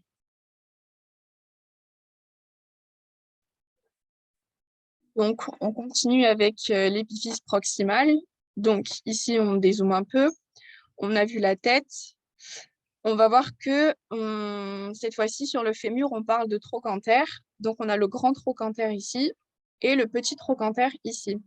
Donc, pareil, attention de ne pas confondre avec l'humérus. L'humérus, on parlait de tubercule majeur et de tubercule mineur. Sur le fémur, là, par contre, on parle de grand trochanter et de petit trochanter. Donc, le petit trochanter, c'est une pyramide triangulaire avec le sommet qui est vers l'intérieur. Ça, c'était pour l'épiphyse proximale. On passe ensuite à l'épiphyse distale. Donc, au niveau de l'épiphyse distale, on va retrouver ce qu'on appelle des condyles, ici, en 10 et en 11. Ça, c'est en vue postérieure. Et c'est ce qui va s'articuler avec le tibia. Et ensuite, donc le condyle médial, il est plus long et moins large. Bon, ça, c'est pas très important à retenir en soi. Et ensuite, on va retrouver en avant la trochlée, qui est ici. La trochlée du fémur, qui va s'articuler avec la patella. Donc, la patella, c'est l'os qui va faire le genou, en fait. Et donc, cette trochlée, elle se continue en arrière par les deux condyles. En fait, les deux, ça se continue vers l'arrière. C'est recouvert de cartilage hyalin, donc c'est tout blanc, tout lisse. Et donc, elle possède deux joues séparées par une gorge. Bon, là, on ne le voit pas, en fait, parce que c'est pas détaillé. Mais là, on le voit un peu mieux. Genre, c'est un relief. Là, on a les deux joues. Et ici, on a un peu la gorge, donc avec un creux. Et entre les deux condyles, on a la fosse intercondylaire. Donc, c'est ce qui est ici. En fait, c'est pareil, c'est un creux, c'est une fosse. Et c'est là où on a les ligaments croisés du genou qui sont dans cette fosse. Donc là, on a fini avec le fémur. Donc, le fémur, c'est l'os de la cuisse. Pareil, il faut faire attention de ne pas confondre les os du... Donc, il y avait bras et avant-bras. Ici, c'est cuisse et jambes. Bon, c'est peut-être un peu plus facile à retenir, mais voilà. Donc, maintenant, on va parler de la patella. Donc, c'est cet os qui est ici et qui va en fait constituer notre genou. Donc, c'est un os sésamoïde. C'est pas expliqué ce que c'est un os sésamoïde, mais en fait, on dit sésamoïde parce qu'il a une origine différente. Enfin, c'est un os qui se forme à partir de ligaments. C'est pas vraiment un os comme tous les autres os. Enfin, il a une origine différente, donc c'est pour ça qu'on dit qu'il est sésamoïde. Et donc, elle est en avant de la trochlée. Et donc, c'est un os qui est entouré de ligaments, parce que justement, elle provient des ligaments. Donc, forcément, elle est entourée de ligaments. Donc, c'est vraiment pas du tout... c'est pas du tout juste l'os qui est déposé, c'est l'os entouré de ces ligaments qui va s'articuler avec le fémur. Et donc, il faut faire attention qu'il n'y a pas de ligament au niveau de l'endroit où ça s'articule, donc la face postérieure qui est articulaire, parce que justement, il faut laisser place à l'articulation. Donc, elle est de forme triangulaire, comme ça, on le voit bien, c'est un peu un triangle. Sa base est supérieure. En fait, quand on voit la vue supérieure ici, pardon, plutôt ici, on voit vraiment que c'est une base. C'est-à-dire que même là, ça, c'est la base de la vue supérieure. Donc, il y a deux faces, une face antérieure qui est ici et une face postérieure ici. La face antérieure, elle est convexe en avant. C'est-à-dire que c'est le genou et vous voyez bien que notre genou, il est convexe, hein, il ne forme pas un creux, il forme une bosse. Et la face postérieure, elle va être articulaire dans ses deux tiers supérieurs. Donc, c'est ici, en fait, dans la face postérieure. Les 2 tiers supérieurs, c'est ce qui va s'articuler avec la trochlée du fémur. Ensuite, on a une base, donc la base, elle est supérieure. À sommet postérieur, ici on voit le sommet de la base qui est postérieur. Et on a un sommet ou apex, en fait c'est la pointe ici. Il n'y a pas, j'ai écrit 3, mais c'est pas dans le schéma, mais en gros l'apex c'est la pointe et donc elle est inférieure. Vu que la base est supérieure, la pointe, elle va être inférieure. Et ensuite on a 2 bords, les bords latéraux, qui sont plus épais en haut qu'en bas. Donc ça voilà, ça c'est la patella, c'est le genou. C'est plutôt, ça c'est plutôt facile à décrire, hein, c'est un petit os pas très compliqué. Donc maintenant, on va passer au tibia. Donc le tibia, c'est l'os qu'on voit ici. C'est un os long et médial. Donc pareil qu'avec les os de l'avant-bras, au niveau de la jambe, on a un os médial et un os latéral. Donc le tibia, c'est celui qui est médial. Et il est long, donc une diaphyse et 2 épiphyses. Il va s'articuler en haut avec le fémur et la fibula. Donc la fibula, c'est l'autre os de la jambe. Et il va s'articuler en bas avec le talus. Donc le talus, c'est un os, c'est un os du pied. Donc il s'articule avec le talus. Et le tibia fait partie de l'articulation du genou. C'est-à-dire qu'il va s'articuler avec le fémur et ça va permettre le genou. On verra plus tard que la fibula, elle ne fait pas partie de l'articulation du genou parce qu'elle ne s'articule pas avec le fémur. Donc, l'axe du tibia, il décrit avec le fémur, en fait, si on prend les deux, ils vont décrire un angle qui est physiologique, c'est-à-dire que nos os, ils sont pas directement alignés. Comme on a vu, le fémur, ici, on le voit bien, il est orienté en dedans, alors que le tibia, lui, il est plutôt droit. Donc, ça va faire ce qu'on appelle un angle obtus, donc ouvert en dehors. Ici, tac, tac, donc il est ouvert en dehors. Et c'est le valgus physiologique. Donc, de façon physiologique, donc de façon normale, on a un angle entre nos 2 os qui est qui est physiologique. Et parfois, cet angle, il peut être soit plus ouvert, soit nos os peuvent être plus rapprochés, soit ils peuvent être plus éloignés. En fait, on le voit ici. On peut avoir un genu varum et un genu valgum. Donc ça, par contre, c'est plus physiologique. Et un genu valgum, c'est quand les 2 os vont se rapprocher. Pour retenir, vous vous dites valgum, c'est comme un chewing-gum. Donc c'est le chewing-gum qui va coller les 2 os ensemble. Et varum, ici c'est une bouteille de rhum qui va venir écarter vos os, qui fait que l'angle il est ouvert en dedans au lieu d'être ouvert en dehors. Ici, l'angle ouvert en dehors, il se rétrécit. Là, il était vraiment très ouvert en dehors. Là, il est un peu moins ouvert en dehors. Et cette fois-ci, ici, il sera ouvert en dedans vu que vos jambes sont écartées dans l'autre sens, en fait. Donc, voilà. Ça, c'était pour un peu l'explication des angles, etc. Donc, retenez 175 degrés, c'est le valgus physiologique. Et après, on peut avoir un genu valgum et un genu varum.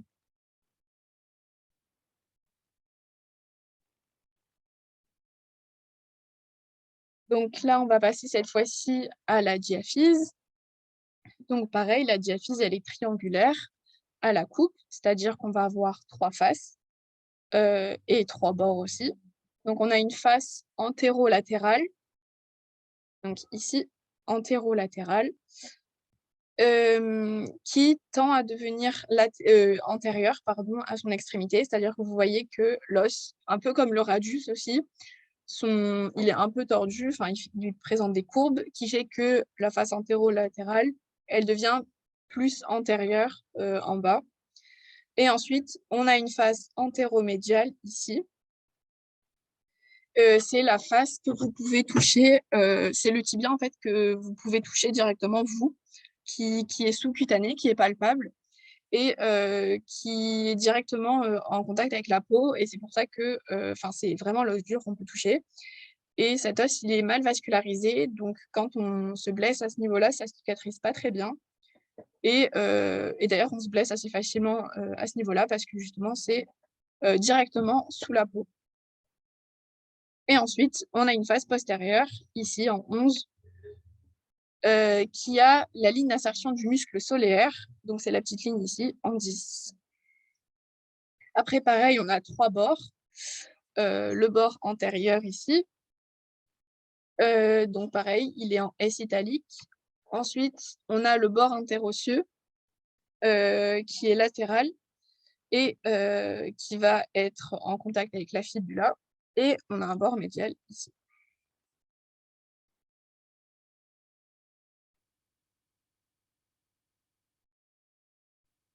Donc là, on va passer à l'épiphyse proximale. Donc c'est la partie, supérieure qu'on va décrire. Donc on a 2 surfaces glénoïdales qui sont ici, là, les 2 surfaces qui sont articulaires, donc qui sont pareil recouvertes de cartilage hyalin, et qui sont séparées par l'aire intercondylaire qui est ici, en fait. Et c'est celles qui vont elles vont, elles vont s'articuler avec les condyles du fémur, qu'on avait vu au niveau du fémur. Donc c'est pas la trochlée qui est en avant, c'est les condyles qui sont en bas et au niveau postérieur. Et donc là, c'est les 2 condyles qui vont se mettre ici. Ensuite, donc on a le tubercule intercondylaire, heu, qui est entre les 2 là, c'est l'éminence entre les 2. On a la tubérosité tibiale qui est sur la face, antérieure. C'est la tubérosité, en fait, qui est saillante ici.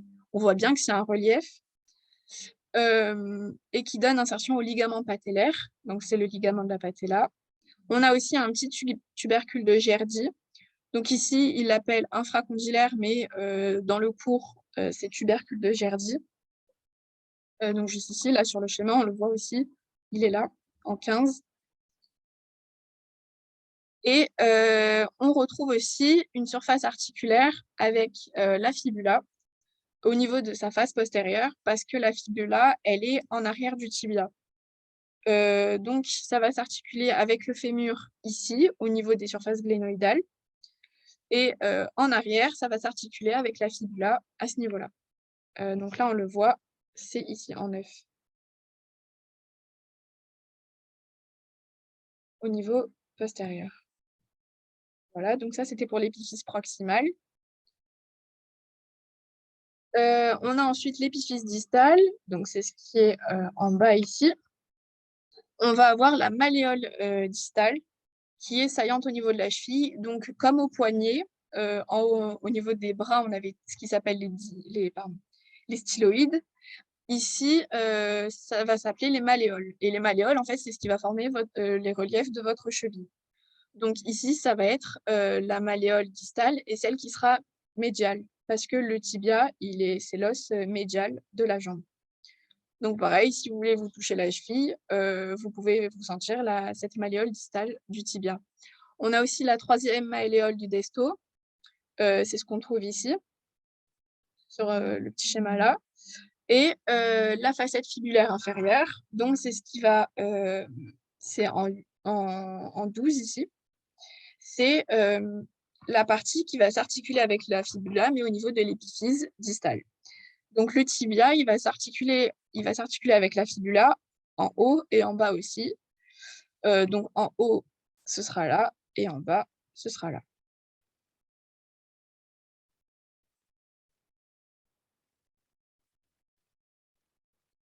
Donc maintenant, on va passer à la fibula. Donc c'est le petit os ici.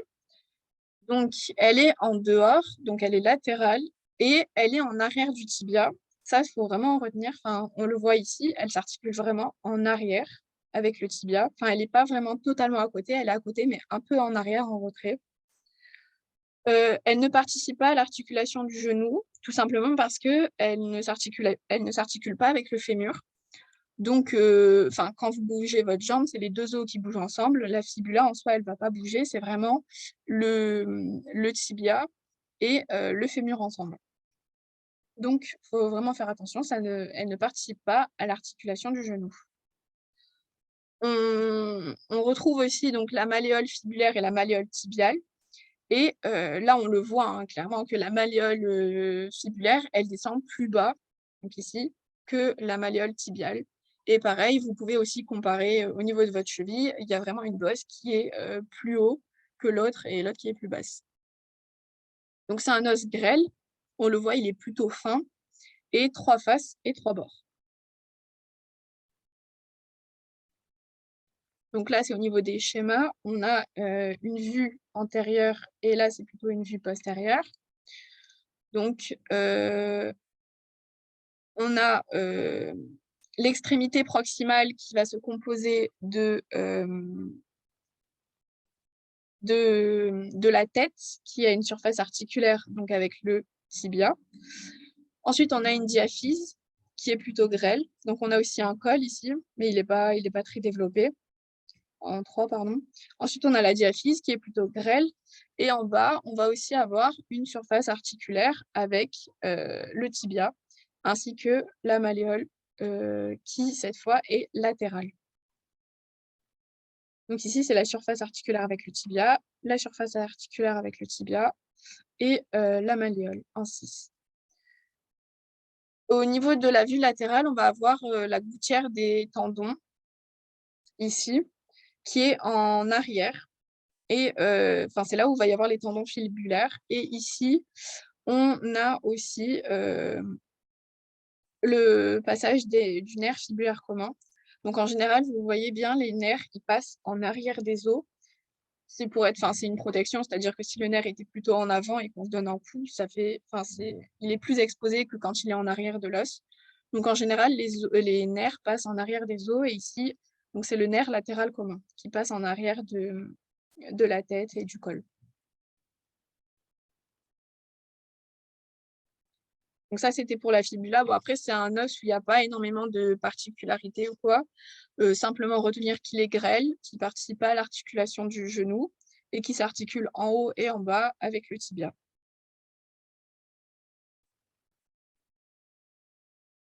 Donc maintenant qu'on a vu les os de la cuisse, les os de la jambe, on va passer aux os du pied. Donc le squelette du pied, il est aussi formé de 3 ensembles. On a le tarse, le métatarse et les phalanges. Donc le tarse, on a un tarse antérieur et un tarse postérieur. Donc le tarse, c'est, toute cette partie ici. Heu, le tarse postérieur, c'est le talus ici et le calcaneus ici. Ou calcanéum, ça dépend, de comment on les appelle, mais les 2, enfin, c'est bon. Et ensuite, donc c'est ces 2 os qui forment le tarse postérieur.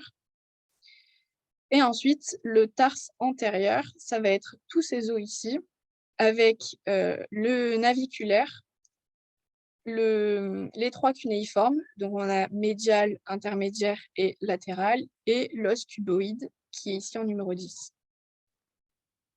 Ensuite, on va pouvoir former 2 lignes. Donc on a une ligne entre les 2 tarses, donc entre le tarse antérieur et le tarse postérieur. Non, postérieur et antérieur, pardon. Donc c'est la ligne qui est ici. C'est ce qu'on appelle la ligne de Chopard. Et ensuite, entre le tarse antérieur ici et les métatarsiens, qui sont ici, on va avoir la ligne de Lisfranc. Donc c'est la ligne qui est ici, en fait. Donc ça, c'était pour le tarse. Après, les métatarses, c'est comme le métacarpe, c'est, 5 os longs qui,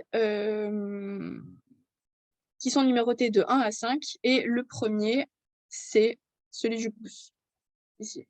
Enfin le pouce, enfin du coup, oui, le pouce du pied, quoi. Donc numéro 1, 2, 3, 4 et le numéro 5. Et ensuite, on a les phalanges, donc ce sont les 3 derniers os qui sont ici. Et pareil, le gros orteil, donc comme le pouce, il n'a que 2 phalanges. Donc ça, pareil, il faut faire attention de ne pas se faire piéger, il n'en a pas 3, il en a que 2. Donc là, on va un peu, développer le calcaneus. Donc faites attention de ne pas confondre avec le talus. Le talus, ça porte un peu à préjudice. On se dit talus, talon, ça va être l'os du talon. Mais en fait, non. Ce qui fait notre talon, c'est le calcaneus. C'est lui qui va toucher le sol, en fait. C'est cette partie-là qui va former le talon, c'est sa grosse tubérosité et ça va former le talon qui touche le sol, en fait. Et donc il va présenter au niveau médial le sustentaculum thalli, donc c'est là où, va se mettre le talus, c'est cette partie-là et latéralement, on va avoir des tendons fibulaires qui vont se mettre.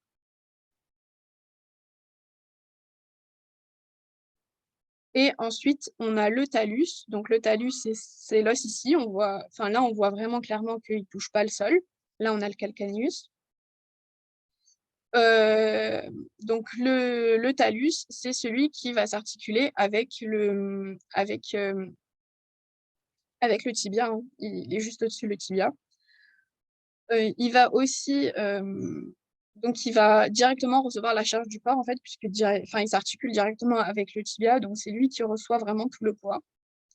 Donc il s'articule avec le calcaneus ici et l'os naviculaire, c'est celui qui est là. Donc il a un corps, un col et une tête et pareil, il va former aussi des angles. Donc là, c'est un peu difficile à visualiser les angles au niveau du talus.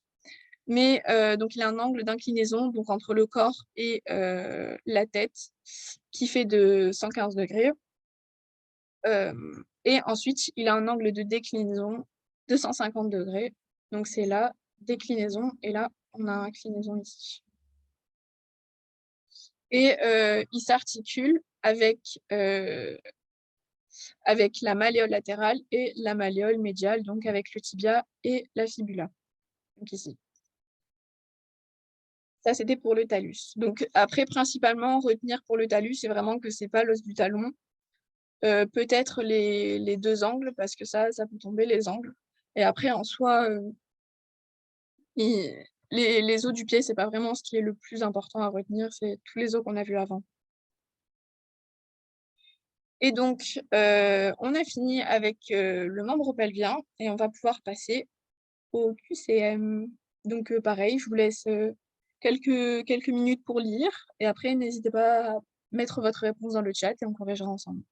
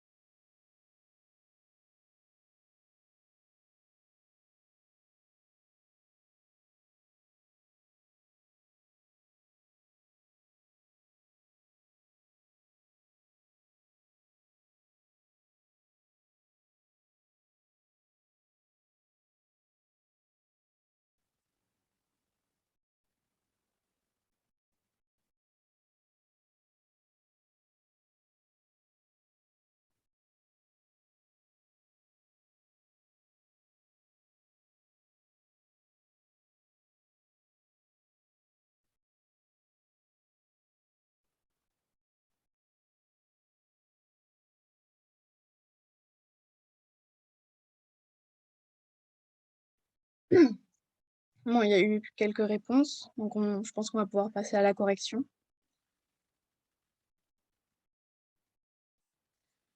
Donc réponse A, la jambe est constituée par le fémur, entre autres.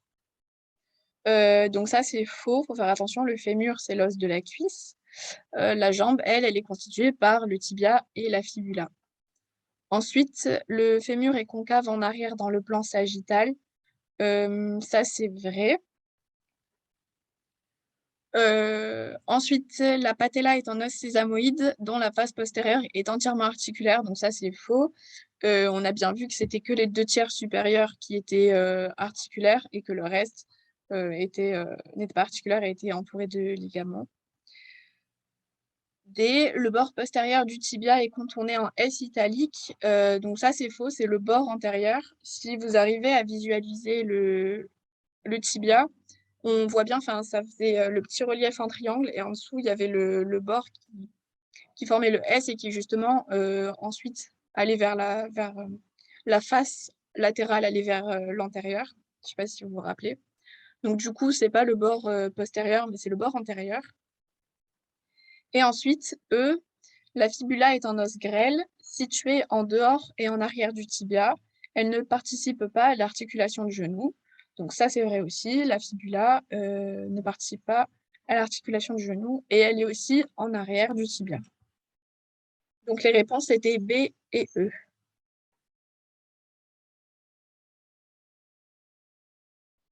Ensuite, QCM suivant, pareil, je vous laisse un peu de temps pour lire et pour répondre aux questions par la suite.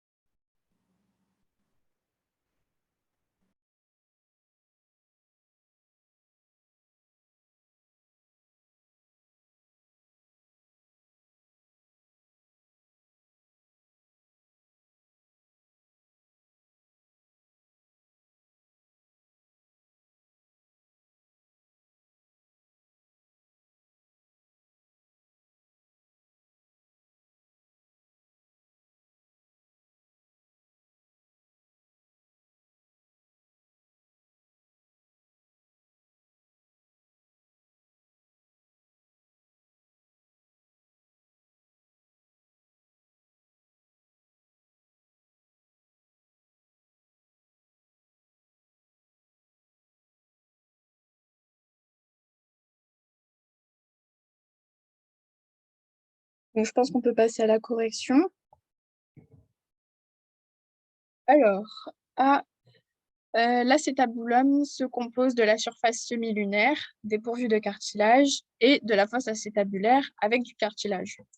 Donc ça, c'est bien faux. Il faut faire attention, donc pareil, de ne pas confondre laquelle est avec du cartilage et laquelle est sans. C'est la semi-lunaire qui contient du cartilage. B, l'os coxal est issu de 3 ébauches embryologiques, l'ilium, le pubis et l'ischia. Ça, c'est vrai. C, le tarse antérieur comporte le talus et le calcaneus. Donc ça, c'est faux, c'est le tarse postérieur. Le tarse antérieur, lui, c'est le cuboïde, naviculaire euh, et, euh, et les trois, j'ai oublié leur nom. Et D, la tête et le corps du talus forment un angle de déclinaison de 150 degrés ouvert en dedans dans le plan horizontal. Donc ça, c'est vrai. Et cunéiforme, merci.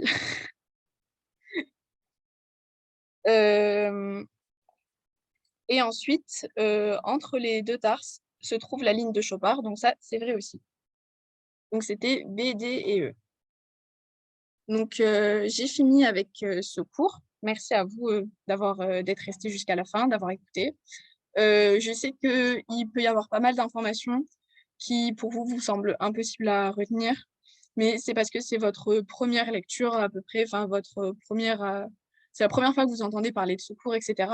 Mais vraiment, à force de le réviser, de le revoir, etc., et surtout de visualiser, ça va finir par rentrer, vous en faites pas. On est tous passés par là, puis on s'en est sortis, donc vous pouvez aussi le faire. Moi, ce que j'avais fait pour visualiser, j'utilisais Anatomy Learning. Je ne sais pas si vous connaissez, mais en fait, c'est un site qui peut aussi faire application, mais vous pouvez juste l'utiliser en tant que site, qui permet de visualiser les os, les organes et cetera en 3D. Donc je vous ai mis le lien. N'hésitez pas à jeter un coup d'œil vraiment parce que ça peut vous aider vraiment à voir et enfin, on voit vraiment les os, comment ils sont. On peut les tourner, mettre les vaisseaux, enlever les vaisseaux, les nerfs, les muscles et cetera. Enfin, c'est vraiment très intéressant et super. Enfin, moi, ça m'avait beaucoup aidé. Si vous avez des questions, n'hésitez pas à les poser soit maintenant, soit, j'ai mis mon Facebook et voilà. Bon courage à vous, bonne continuation et et voilà, bon courage.